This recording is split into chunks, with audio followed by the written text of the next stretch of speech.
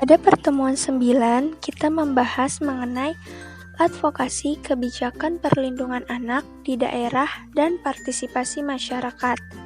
Adanya advokasi untuk memberikan edukasi kepada orang tua karena itu sangat penting, sebab orang tua lebih mengetahui cara merawat anak, memberikan arahan. Nah, pentingnya perlindungan anak, seperti yang dikatakan Kak Seto, bahwa anak-anak seharusnya tidak dibebankan oleh hal-hal yang membuat dia frustasi. Sebab anak memang harus dibesarkan dengan cinta, bukan dengan kekerasan, terlebih lagi ia dapatkan dari orang tuanya. Tapi, kenapa masih ada saja anak yang dibesarkan di lingkungan yang kurang baik? Intinya, anak harus dapat perlindungan dimanapun ia berada. Semoga mereka mendapatkan keadilan yang sesuai. Pada pertemuan 10, kita membahas hak dan kewajiban anak di rumah. Jadi, setiap orang ataupun individu mempunyai hak dan kewajibannya masing-masing.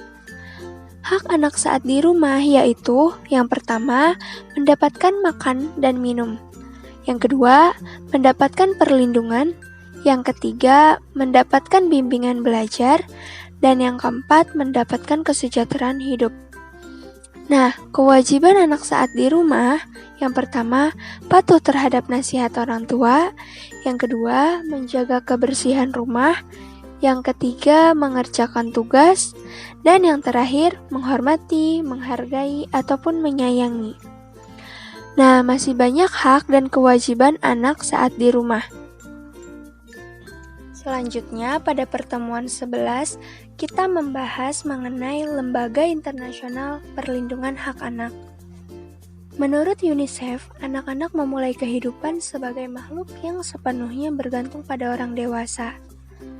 Mereka memiliki hak untuk mendapatkan pengasuhan dan bimbingan yang mereka butuhkan untuk tumbuh kembang. Menurut UNICEF, pada pasal 5, pemerintah harus membantu keluarga melindungi hak-hak anaknya. Pada pasal 19, tiap anak berhak mendapatkan pengasuhan yang layak, dilindungi dari kekerasan, penganiayaan, dan pengabaian. Karena itu, sebagai anak harus bisa mematuhi dan menjalankan apa saja hak dan kewajibannya. Pada pertemuan ke-12, kita membahas mengenai rumah ramah anak untuk anak korban kekerasan.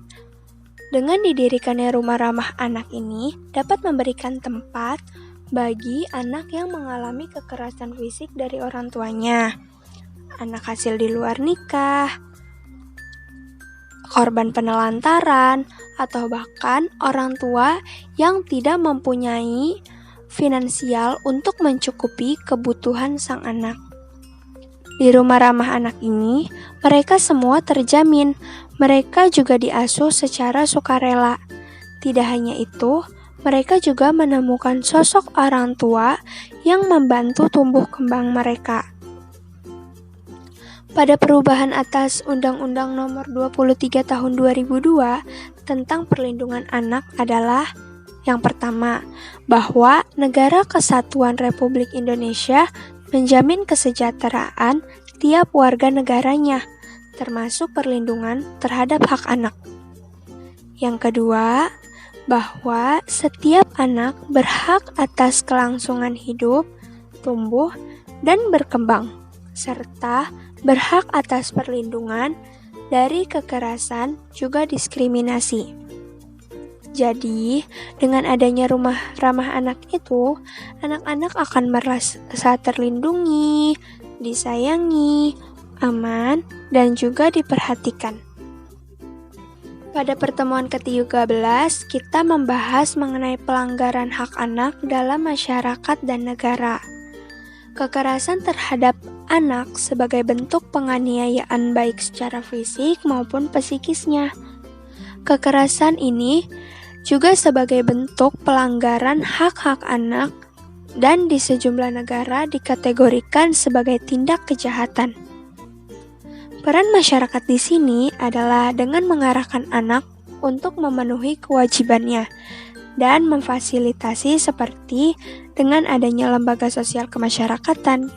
Terus masing-masing orang tua juga bertanggung jawab terhadap pengasuhan anak untuk mendukung perlindungan anak. Negara juga ikut memfasilitasi sarana dan prasarana untuk menunjang kesejahteraan juga perlindungan anak. Pada pertemuan yang terakhir, yaitu kita membahas mengenai perlindungan hak anak atas kesehatan dan ancaman gizi buruk. Menurut WHO, anak-anak dapat didefinisikan terkena stunting jika tinggi badan anak untuk rata-rata normal usianya lebih dari 2 deviasi standar di bawah median standar pertumbuhan anak WHO, atau jika tinggi badannya hanya sekitar 8,5 sampai 11,75 cm.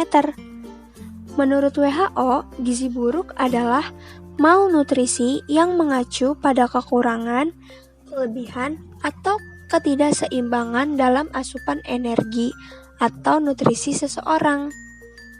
Nah, seperti pada di gambar, itulah contoh anak stunting dan anak gizi buruk. Hal yang dapat mencegah terjadinya stunting dan gizi buruk adalah 1. Pemenuhan kebutuhan gizi sejak hamil. Yang kedua, dampingi ASI eksklusif dengan MPASI sehat. Yang ketiga, terus memantau tumbuh kembang anak. Dan yang terakhir, selalu menjaga kebersihan lingkungan.